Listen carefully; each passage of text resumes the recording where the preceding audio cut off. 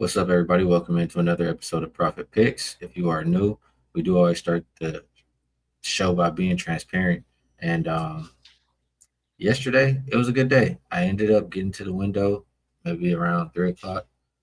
I took the Valkyrie game over 162, and I got to the window with that one. So that was a nice winner. Only thing I had for yesterday. Vino, great to be back with you. How's everything on your end? Yeah, it was a decent day yesterday for myself too, Ski. The $5 Tuesday play, which was the top play of the day, was Valkyrie team total over 84.5, which did get there. So I think we clicked on two ends of the same game. The loser yesterday, the loss was the Atlanta Dream over 87.5 against Chicago. And I don't know, 5 of 26 3-point shooting, just not going to cut it. Ryan Howard, I was begging her to make a couple, Ski, 1 of 10 from three yesterday. So they really didn't take advantage of the Sky defense, but we'll take the $5 Tuesday win, which was the more popular play.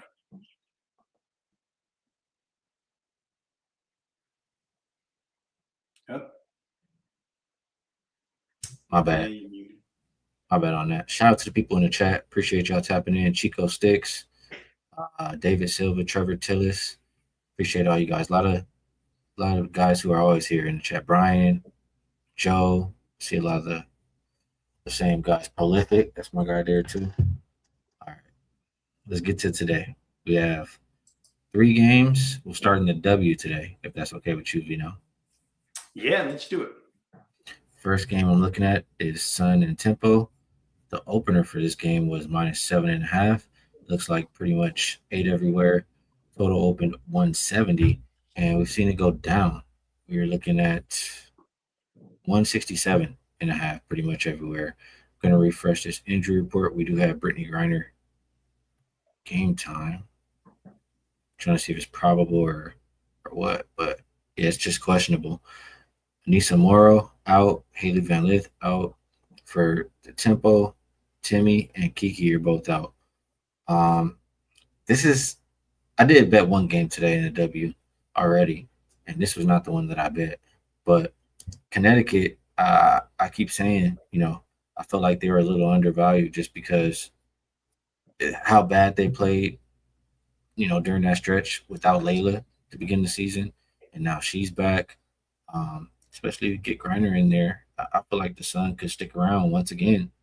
Um, Maybe even look at Sun. I mean, I would bucket and go Sun team total over. The Tempo aren't the greatest defensive team. They like to play fast. I don't agree with the total really coming down. I think this is more of an over game, and I would look towards the underdog. What do you think, Vino?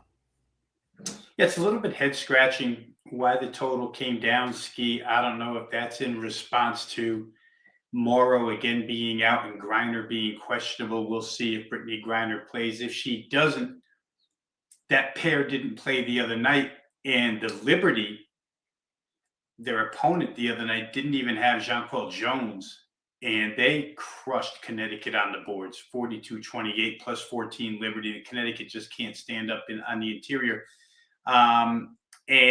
Toronto's the same way, right? Toronto's just not a good interior team. They're second worst allowing points in the paint. And Connecticut did score their share of points in the paint against New York the other night without Jones in there. They scored. And once again, Ski, we talked about it the other day. I rattled off 4 straight games of miserable 3-point shooting by the Sun, yet they were able to cover 2 of those 4. They did it again the other night. They shot terrible from three. They're the worst 3-point shooting team in the league, but yet they covered 89-80, just getting too many points, kind of validating your point about them being undervalued at the current time. I wish they had Anissa Morrow. She had been playing so good, double-double machine. I'd like to see Connecticut fully healthy, see what they can do. It seems like one injury, one entry back into the lineup, one goes missing. But with two teams that don't really protect the rim, and of course, the guess here is that Griner doesn't play. If she does, there's a little more rim protection there. But if she doesn't play, you wonder how this game does stay under 167.5. Like I said, the other night they got to 169. The Connecticut Sun put up 80 on New York, who is a better defensive team than what Toronto is. I didn't go back and check the most current numbers, but I know that on a show recently you talked about how Toronto had allowed 90 plus in quite a few games this year. They'd rather score than defend. So I don't know. I'm with you in the fact that I don't agree with the total coming down, and I also see a little bit of spark out of the sun at this point in time. So they're covering numbers. They're not winning games, but they're covering numbers, and the public seems to be, or the money seems to be coming in on Toronto's side today. So I didn't bet this game either, but I think I would look to the underdog and over. Daryl Brown says Connecticut also have the fourth ranked second chance points and tempo are fourth worst on the boards. I agree with the over. Don't see a lot of defense and tempo can pull it over for sure. I appreciate that. Nice to see that you like it as well. Let's go to the next game, Vino. This is the one that I did actually bet for today. Sparks and Storm. And this one opened up -5.5, I believe, for the Sparks. Now we're looking at, just make sure here. Yeah, now we're looking at 7.5 pretty much everywhere. Total open 168.5. And we'll call the consensus 169.5, but a couple shops have a 170 out there still. Um, this is one I have a very strong opinion on. I'm curious, do you? And I'm in the land of confusion on this game, Ski, and I'll tell Okay. you why. Let me go ahead. I'll go first here because a few days ago, Kelsey Plum was doing a post game interview, and she kind of, I don't know, I don't want to say condescendingly, but answered the reporter's question by saying, right now we have the worst defensive rating in WNBA history. What do you think? And a lot of talk last game where they actually held Portland to 72 was about playing defense for each other. So my dilemma is, do I think that that was a one game mirage that LA came out in the second half, decided, hey, we're going to stick to the game plan. We're going to play defense. We're going to help. We're going to, even NECA commented on how good it was last game. If that's the case, Seattle is not the best offensive team in the league. And if LA can start to play a little bit of defense, man, they can score. Obviously, my initial reaction before I got to the defensive part of this is playing an under in an LA Sparks game is one of those where you just have to close your eyes and hope that it stays under because they can score so easily and they generally don't defend. But this newfound, I'll call it determination to improve defensively, and especially against this team, which is based right now on two interior players since they got Malonga back, Malonga and Tham. Seattle's not the best shooting team. They're also not the best when they try to go quick, so they don't always score. They're not the most efficient. I kind of am starting to lean toward under and disagreeing with this total movement upward. Hard to trust LA. I'll take a page out of your book. Hard to trust a team that can't make stops to lay 7.5, but maybe Los Angeles is in a period here where they're going to play good defense over the next, couple of games. So, like I said, I'm in a dilemma here because the natural thing is to bet a Sparks game over. But what I'm hearing and what I'm reading indicates they're trying to play a little defense now. So that backs me off. Yeah, that's kind of what I talked about on Wager Talk today and what I wrote about. I mean, I have it up on my page at Wager Talk too as a free play. Also, it's a real everything I put as a free play. I actually bet everything. I don't give out plays. I don't bet. I just don't.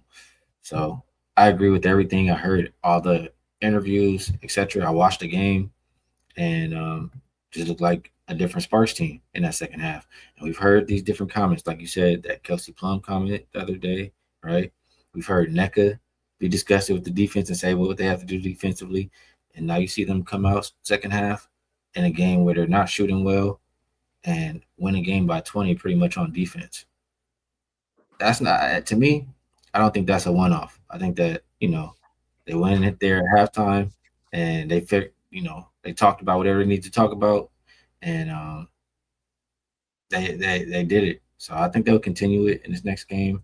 And it's a perfect opponent to do it against. I mean, yes, they got Malonga back, but still not the best offense. Like you said, I just think that Sparks can hold them down. And Storm, they're a second worst offensive team, I believe, this season, but they're a top five defense. They can play some defense. So I just think this is a lower scoring game. I got it at 170.5 because that's how high it got up to before it started to come back down. But I still think 169.5 is okay. I mean, line shot though, you can get 170, but that's what I bet for this game. You want to get in on this? No pressure. Don't let me bully you either. No, like I say, it's a legitimate angle, and it's I'll just go back to Lynn Roberts. Let's go to the head coach, who we didn't even mention. Lynn Roberts says you get rewarded from winning. And if you play defense the way they played the second half and it comes up with a W, you tend to think, hey, let's do that again. That was great. Um, she said, we're going to have a game plan that's well thought out, and it's on us to choose to do it for 40 minutes. So again, defense is always a choice because it's the effort part of the floor. It seems to me like, the leaders of the team, Plum and NECA, are committed to it, or at least talking about being committed to it. So I can see this game, especially with this opponent, like I said earlier, maybe staying under the number. All right, we agree on this one. Let's move over to what is it? Game 4 of the NBA Finals: Spurs and Knicks. And let me just double check here. Did I get the right? Has it moved a little bit since? Yes. I mean, -2 still out there. Seeing 216.5, maybe 217 popping up. I will call it 216.5 right now. That last game, saw the Spurs do what they always do. Come out, throw the first punch. Really good adjustment by them. I mean, um, Knicks have been playing some solid defense in general throughout their win streak, but they took away the Spurs transition for one, and then we're just packing the paint in general to start the season, the series, and then like I don't know, the Spurs just didn't know how to attack it, or they tried different things and it just didn't work. And then this time when they had the double screen, it was just like lobbed to Victor by the rim all night, and he was able to finally, be dominant inside because of it, because he had some space. So I'm just curious, do the Knicks have a defensive adjustment in them? And you know, just any thoughts on that to start off in this? Yeah, well, the adjustment, if you get into X's and O's, is just trying to fight your way underneath that screen to try and block him and his path to the rim. Because if you're going to give him free runs to the rim off of screens, we see that, the idea is I made the comment. This is tongue in cheek, of course, but I made the comment watching the game the other night. One of my son's buddies was sitting next to me, and I said, "You know what? I think I could get 10 assists in this league if all I had to do was throw it up to Vic. I really think I could get 10 assists. You can do that." The Knicks, obviously, Mike Brown had a long-winded diatribe about the foul calling, the refereeing the other day. We'll see if the whistles change here in favor Yeah, of New York. legitimate case, A I couple think. of, huh? Yeah, legitimate case, I think.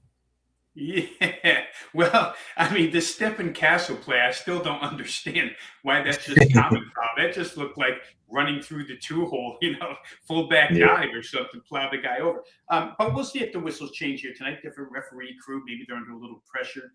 Um, I know that San Antonio has made the comment, a couple of players, that the Knicks play very physical. I think Justin Champagnie was one of them. And he said he doesn't see that changing. He thinks it's going to get even more physical. And I would agree. I feel like this game is just the Knicks saw what happened to them, got a little bit out physical. They didn't get whistles from the other side being physical, and they're going to come back and do maybe a little more. Again, this could get into a foul fest if that's the case, and you run into the problem of free throws. But it just seems like this game could hit a spot where it grinds down at some point and becomes an under. I know the money's moving toward over here. We saw the first two games go under. Still, nobody has shot the ball especially well in this series as far as team field goal percentages are concerned. Knicks 43% for the series, San Antonio 43%. Nobody lighting it up from three as of now. They're like average numbers. So, like I say, this could become one of those games. The Knicks know how important it is. I don't think they want to blow 2 games at home to San Antonio, go back 2-2. One more thought, Ski, that comes to my mind is that San Antonio played through all the physicality of OKC. It's a different type of physicality because they really pressure ball, and New York doesn't pressure ball as much, not the way OKC does. But still, San Antonio, after a while, figured out how to fight through the OKC defense, and maybe last game was their breakthrough moment on how to score against this team. So to me, right now, without having bet it yet, I think it's probably an under. And sidewise, I don't know. I mean, I could see it going either way. I'm not convinced still that the Knicks were the better team coming into this series. Maybe they are, but I don't want to put it past them to get a win at home here. But they've been such a good home team all year long. It's hard to bet against them. They have been very good. I don't know. I think this one is going to be a fight. I think it could be a lower scoring game. I would side with the road team in this one. All right, Veno. We've been on here, 16 and a half minutes. We can wrap it up. Moving on over to best bets. Actually, let's do the promos before we get to that. And we do have the usual buy 3, get 3 free, 6 days for just $69. Good way to check out either Rob Veno or myself. And one more for myself. Only day you'll probably see it is today. But all these numbers, check out. It's been a good season. Number 1 so far in the season and number 1 in the playoffs. So try to keep that going here tonight. I do have a 5%. And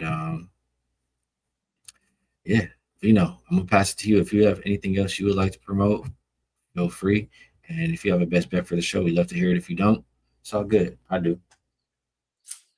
Well, I just saw those numbers, and I'm going to dig through my pocket here and get my credit card and go ahead and purchase that stuff. Good numbers there, Skee. Absolutely.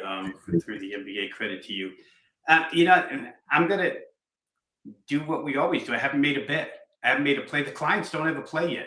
So it's impossible for me to go ahead and list something as a best bet here on the show if the clients don't have a play yet. I could come up with something.